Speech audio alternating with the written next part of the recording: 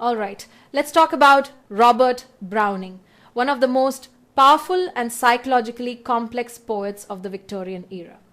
Browning was born in Camberwell, London in 1812 to a cultured family. His father worked at the Bank of England. He was educated mostly at home, where he studied all kinds of unusual subjects and developed a love for books early on. By the age of 12, he was already writing poetry talk about a precocious start.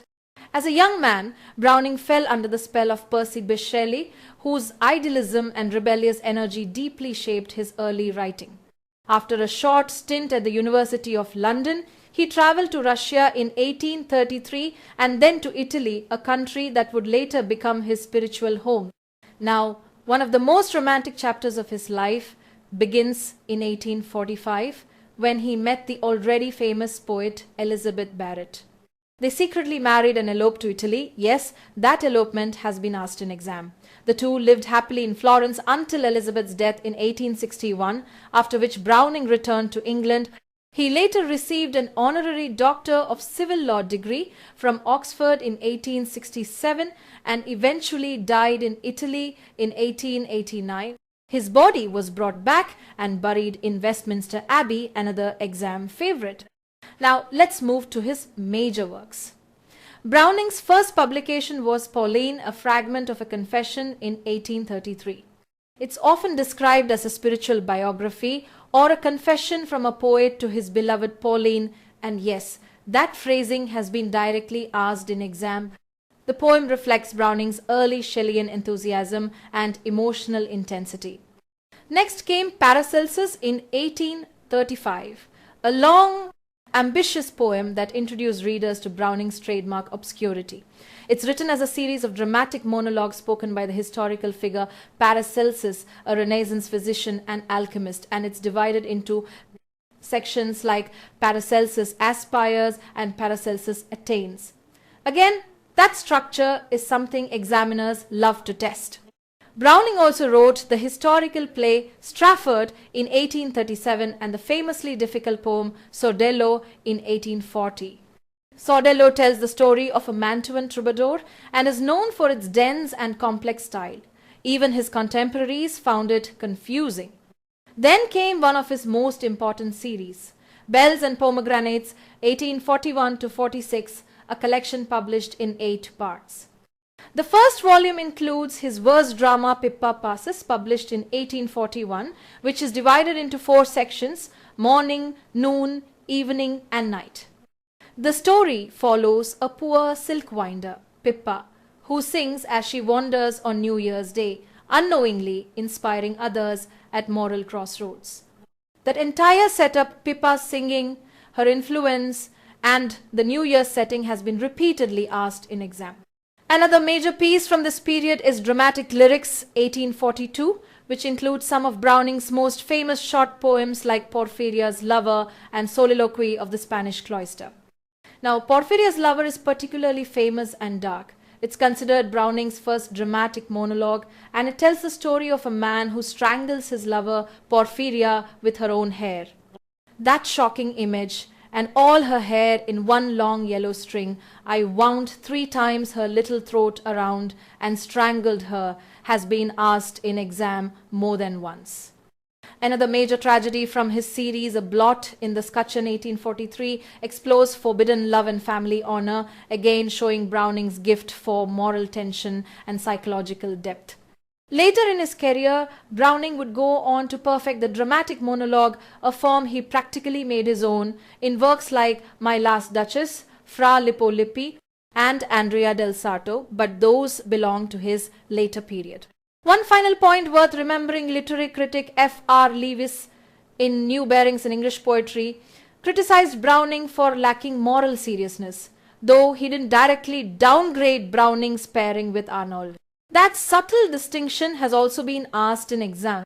So, to sum it up, Robert Browning's poetry blends intellect, drama, psychology, and faith, exploring the hidden corners of the human soul. His influence shaped not just Victorian poetry, but the entire modern idea of the dramatic voice in verse. Let's dive into the world of Robert Browning, the master of the dramatic monologue and one of the most psychologically complex poets of the Victorian age. We'll start with one of his most famous poems, My Last Duchess. Now, this poem is not just famous, it's practically a UGC NET classic, so pay close attention. It's a dramatic monologue that means only one character speaks, but through his words, we glimpse other lives and hidden emotions. That exact fact that it's a dramatic monologue has been asked in exams. The poem first appeared in dramatic lyrics and was originally titled Italy. It begins with a simple but striking epigraph Ferrara, which sets the scene.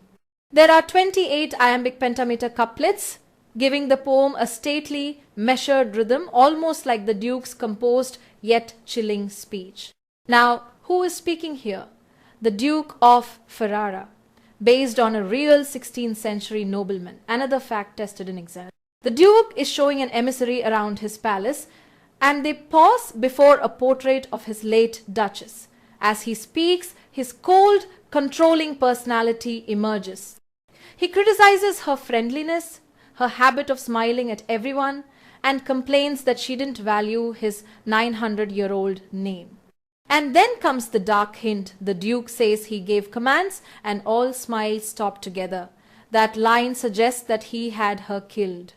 But what's chilling is how calmly he says it, as if it's just part of life's order. Immediately after this confession, he moves on to talk about his next marriage negotiations. The contrast between murder and manners makes this poem so powerful. Now let's shift from aristocratic murder to fairy tale legend Browning's The Pied Piper of Hamelin.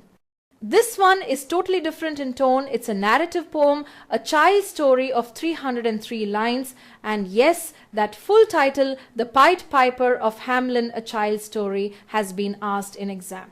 It retells the classic German legend. The town of Hamelin is overrun by rats, and the burghers hire a mysterious piper to drive them away. The piper plays his magical tune, leading all the rats into the river to drown. That's another exam point.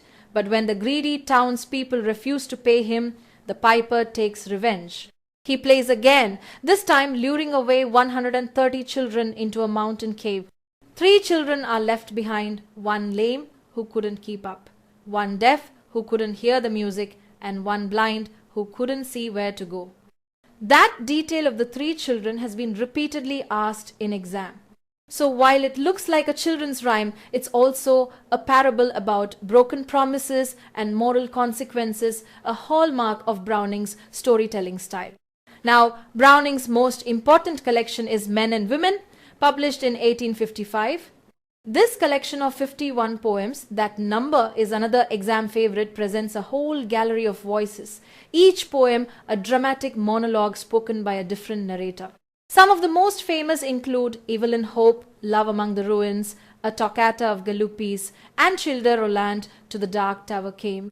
But let's focus on the 2 that every student must know, Fra Lippo Lippi and Andrea del Sarto. Fra Lippo Lippi is a dramatic monologue written in blank verse, unrhymed iambic pentameter. And yes, both those details are asked in exam. It's based on a real 15th century painter, Filippo Lippi, who defends his love of realistic art. He insists that painting the physical body is part of capturing the soul, a bold idea in a world obsessed with religious art. Then there's Andrea del Sarto, often called the faultless painter. That subtitle, The Faultless Painter, is another common exam question. Like Lippi, it's a dramatic monologue about an artist, but this one speaks with quiet regret. Andrea says, paint the soul, never mind the legs and arms. Another line that has been asked in exam. He's perfect in technique but empty in inspiration, symbolizing Browning's fascination with human imperfection. So, to wrap up, Browning's My Last Duchess explores pride and control. The Pied Piper teaches moral retribution through legend. And Men and Women reveals Browning's genius for entering other minds and voices. Each poem is a study in psychology, art, and human contradiction. and together they define Browning as one of the greatest dramatists in verse second only, perhaps to Shakespeare himself. We'll start with Dramatis Personae, published in 1864, one of Browning's most celebrated collections. The title itself, by the way, means the characters of a drama, and that's exactly what the poems are, a series of dramatic monologues spoken by vivid, complex characters. One of the most striking poems here is Caliban upon Setebos. This poem dives deep into the mind of Caliban, the savage creature from Shakespeare's The Tempest. Caliban meditates on his god, Setebos, who he imagines as a brutal, arbitrary being, and yes, that exact god name has been asked in exam. The idea here is powerful. A barbaric mind creates a barbaric god, reflecting the line, "Thou thoughtest that I was altogether such a one as thyself." In other words, Caliban projects his own cruelty onto the divine, an idea that fascinated Browning's readers. Then comes another classic, Rabbi Ben Ezra.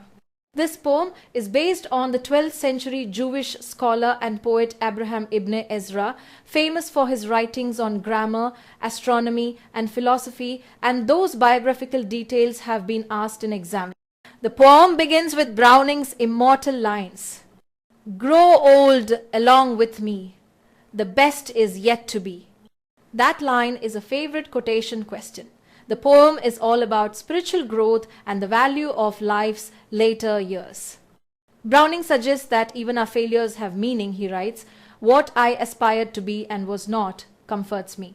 The message is beautiful. We are measured not by success but by striving.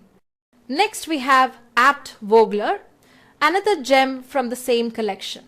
It's inspired by Georg Joseph Vogler, an 18th century musician known for his improvisations, another fact that's been asked in exam. The poem begins with the famous phrase "art in obedience to laws" and explores how music can lift the soul toward divine creation. Browning uses music as a metaphor for faith, suggesting that beauty, though fleeting, connects us with eternity. It's a perfect example of Browning's belief that art and faith are inseparable. And then there's A Death in the Desert, a quieter but profound poem reflecting on faith and doubt, a recurring theme in Browning's later work. So Dramatis Personae marks Browning's return to public success after years of neglect.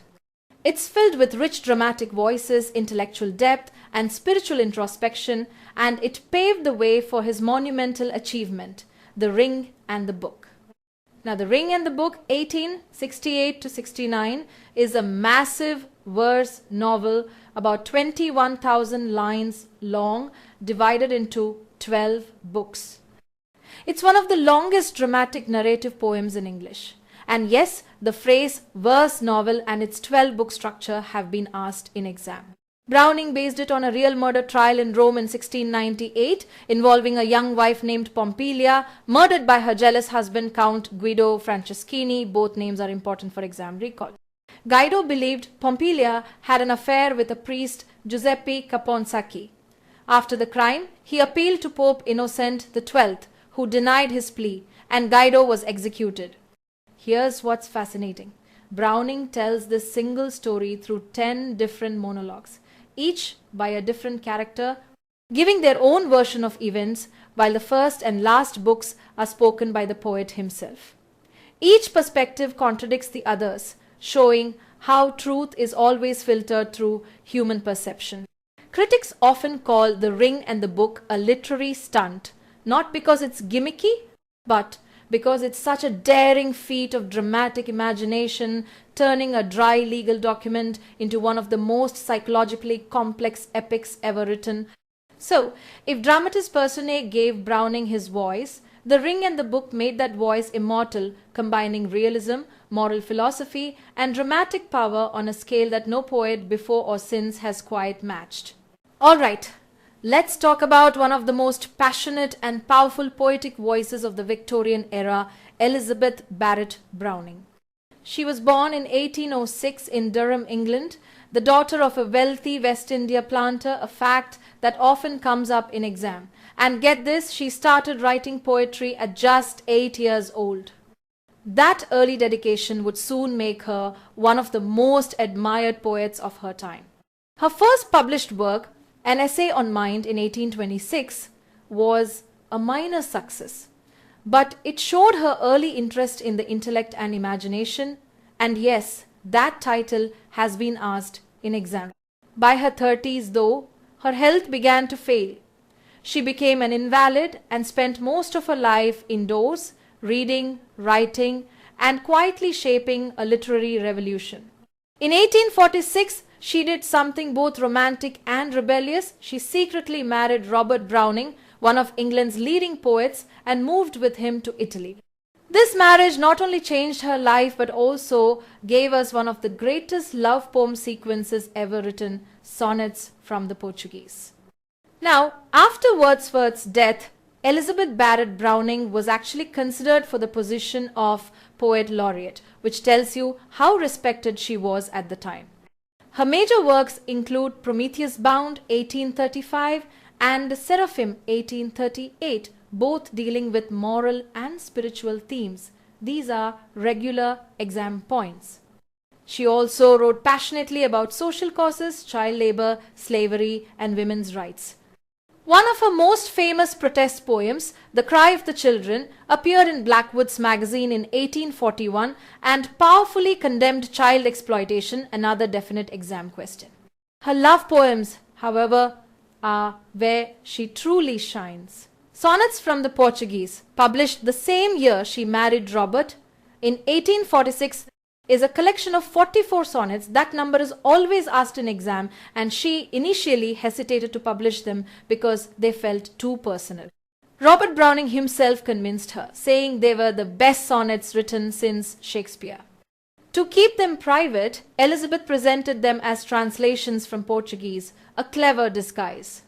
Originally, she even thought of calling them sonnets translated from the Bosnian, which Robert gently rejected. That little fact too has been asked in exam. The title's reference to Portuguese came from two places: her admiration for the Portuguese poet Camões and Robert's affectionate nickname for her, My Little Portuguese. The title also alludes to Les Lettres Portugueses from 1669. Remember that connection. It's exam material. And of course, we can't forget the most famous sonnet of all, Sonnet 43, How Do I Love Thee? You've definitely read this one. How do I love thee? Let me count the ways. This entire sonnet has been quoted in exam questions, so memorize at least the opening and closing lines. It's an intimate declaration of spiritual love that transcends life and even death. Pure Elizabeth Barrett Browning. Now, her magnum opus is Aurora Leigh, published in 1856, a novel in blank verse that runs to about 11,000 lines. This one is also a constant exam favorite. The poem follows Aurora, an orphan who grows up between Italy and England, self-educates through her father's secret library, and becomes a successful poet. The story explores her ambition, her struggle for artistic independence, and her evolving relationship with Romney Lee, a philanthropist who represents the moral ideal of social duty. Aurora first rejects Romney's marriage proposal because she wants freedom and a voice of her own, a theme that made Aurora Leigh a kind of proto-feminist text. But by the end of the poem, both have matured, and Aurora realizes that love and art can coexist. The book also explores poverty, gender inequality, and the purpose of poetry itself, making it both personal and political. The poem unfolds across 9 books, another detail worth noting for exam tracing Aurora's growth from childhood to creative and emotional fulfillment. Critics have called it the most ambitious work ever written by a Victorian woman poet. Elizabeth Barrett Browning's other works include Casaguiri Windows, 1851, inspired by her support for Italian independence, and Last Poems, 1861, published shortly before her death in Florence that same year. Dante Gabriel Rossetti once remarked that she sometimes slipped into falsetto masculinity, another phrase that's appeared in exam, but even he admired her power and passion. And when she passed away, her husband simply wrote, "Her death is the end of my life." In every sense, Elizabeth Barrett Browning's poetry fused intellect, emotion, and conscience. love and liberty bound in verse